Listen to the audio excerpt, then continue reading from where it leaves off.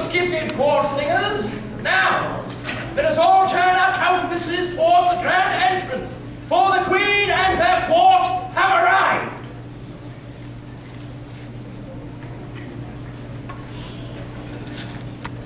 The Count and Countess of Northumberland.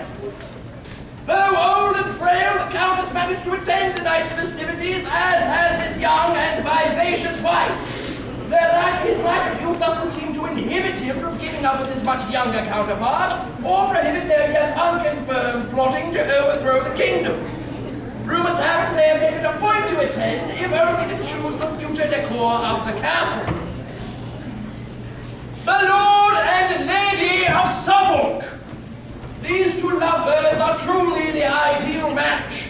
Though they rarely speak a word, yet others have proven through their few but 4 years of marriage, and they have found their common interests in the many, yet unproven acts of deception, and their possible connection to the House of Medici. As cunning as they are silent, tonight will prove an interesting insight into their complex and incomparable relationship. Baron and Baroness Stafford decree. Excuse me, my lord. The exact opposite of the Count and Countess, this pair has a strained relationship at best. They fell in love in the midst of a spring, and by summer they were married. However, when harvest came, they found they were not as compatible as it may have seemed. The Baron's boyish charm has turned to immaturity, and his lady's unpredictable nature has turned to fickle disposition. Though they are still married, they are known to act as perfectly contemptible strangers to one another, while keeping a cheery facade with others. Everyone in the court be on their best lookout for any terse words, the results of which could be disastrous. The Earl and Countess of Lennox. The lady, lacking of husbands or suitors, has chosen instead to bring her adoring young nephew to tonight's festivities. The perfect picture of a young man who will do anything for anyone, and is quick to appease and obey his aunt. A socialite known to brag of her glory days as a performer, and rubbing elbows with associates of Da Vinci and Michelangelo. She swears to it that she sang for Raphael in his last hour. The court tries to overlook the pretentious airs and exaggerations for the good of the young Earl. Duke and Duchess Burghley. The Duke of Burghley is a court favorite, as is his lady's wife, where others who have married him, presumably for his wealth, have found his personality a bit too, wordy. This lovely lady seems to share his awkward yet charming disposition. As awkward as he is talented, the Baron is a master of the violin, and these two could prove to be the most amusing throughout the evening. The Baron and Baroness of Oxford. These two are lovers of literature, and it seems their favorite literary element is indeed sarcasm. Beware what they say, it could be true and it could be not. As fashion is also their forte, they often inquire, don't you love our clothes?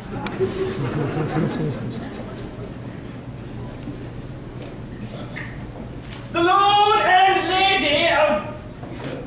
Well, it seems we don't know exactly where these two newest members of our royal court are from. Though they brag about their kingdom and its many exploits, no one seems to know exactly which kingdom that is, or where it is located. And when questioned, neither can come up with a straight answer. If nothing else, they are a lovely couple. The Earl and Countess of Essex. These two are the epitome of manners. Their politeness and gentility have been made known across the land. At times it appears that they are so, perfect that it is almost unreal.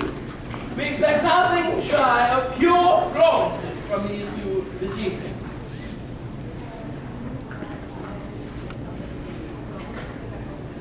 Now, let us welcome our generous hostesses and those in their company, the Locksley sisters.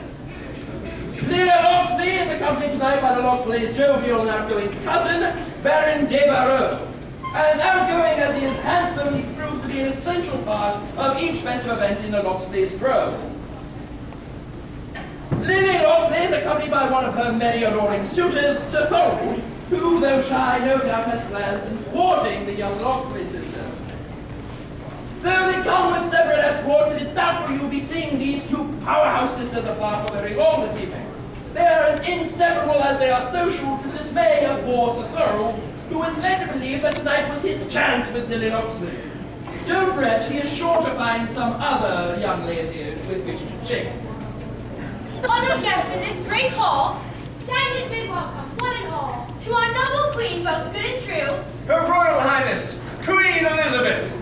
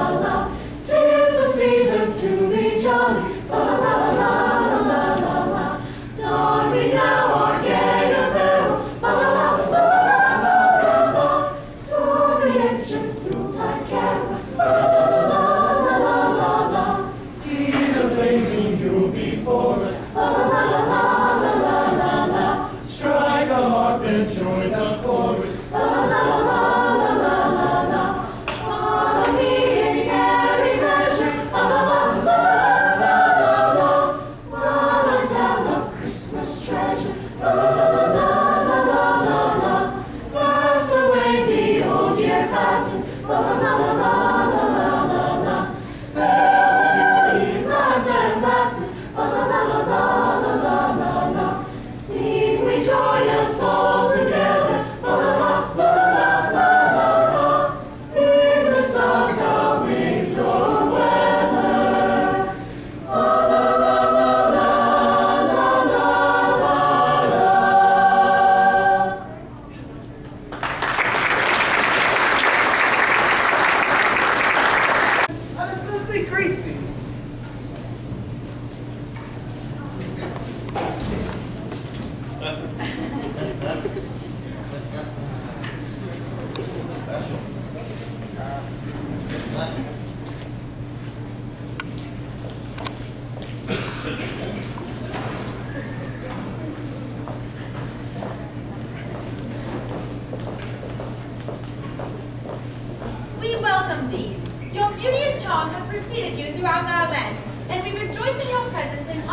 triumphs.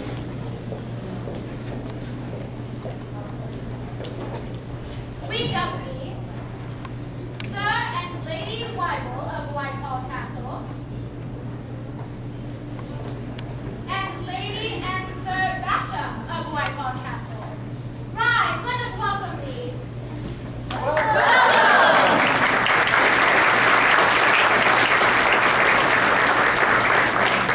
When I threw parties, we always had guests of the highest rank. Sometimes they would even beg for my bird-like voice to grace them with song. Oh, Auntie, won't you not there's my voice to break my song? Whose hands move on? Where's the wassail? Jared! I'm not here, Joe. Don't shoot! If you please, we can all settle down. Let us summon the steward with the wassail and let the festivities commence. Steward, the wassail!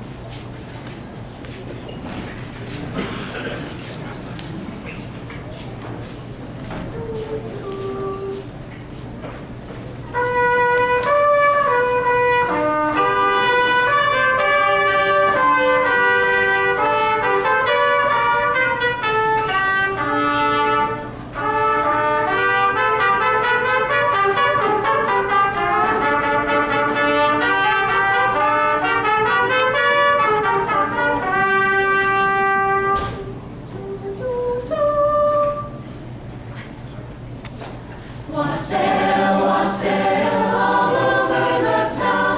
Our toast it is white and our ale it is brown. Our bowl it is made of the white maple tree. With the wassailing bowl we'll drink to thee. So cheers to sherry and to his right cheek. Great God, send our master a good piece of beef and a good piece of beef. And we may consume with the wassailing bowl we'll drink to thee. Here's to darling, here's to Christmas pie. Bring us in the master a good Christmas pie. And a good Christmas pie, and make to consume with the wassailing bowl we'll drink to thee. So here is to bride made into her front door. Make us send our master a good crop of corn. And a good crop of corn. And a good bank of seeds. With the wassailing bowl we'll drink to thee. Here is to bride made into her front door. Make us send our master's in every nation. Come on, let's go, when our jolly wassail is big, you shall live. Come, Jester, come, fill us again, the best thing, spread your soul in heaven's good. But if you do extra, the whole of this book, may the devil take Jester more and more. Wassail, wassail, all over the town. Our toast it is white and our ale it is brown. Our bowl it is made of the white maple tree. With the wassailing bowl we'll drink to thee. My dear friends, I believe a holiday toast is in order. Let us toast this festive occasion by saying wassail! Wassail! Wassail! Wassail! Or drink hail! Drink ale! Thank you, friends. Now let us be seated. Here's a toast to all who are here, no matter where you are from. May the best day ye have seen as yet be the worst and the worst to come. My fellow revelers in this hall, a Merry Christmas to one and all. Drink ale! Drink ale! And to all ladies, stout and rail, who get more beautiful as I drink more ale. To all ladies, wassail! Wassail! Let us not forget our gentlemen. To the men in this hall, to them who display continued friendship, loyalty, and affection. To our men, wassail! Wassail! A toast to those recently 21. Beware of too much alehouse fun. West ho! West ho! A toast to the host, for they both deserve it most. Your hospitality precedes you, and your tolerance of obnoxious behavior is quite impeccable.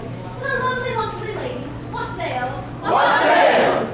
And on that thought, let us toast our beloved queen, who has changed the future of England for the better.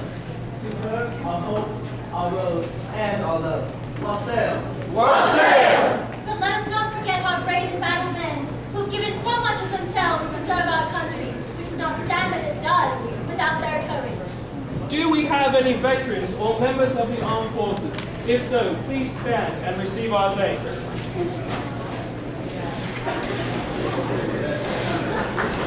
To our soldiers, wassail! Wassail! Dear steward, please remove this wassail basin from us so our thoughts remain straight and our words be true.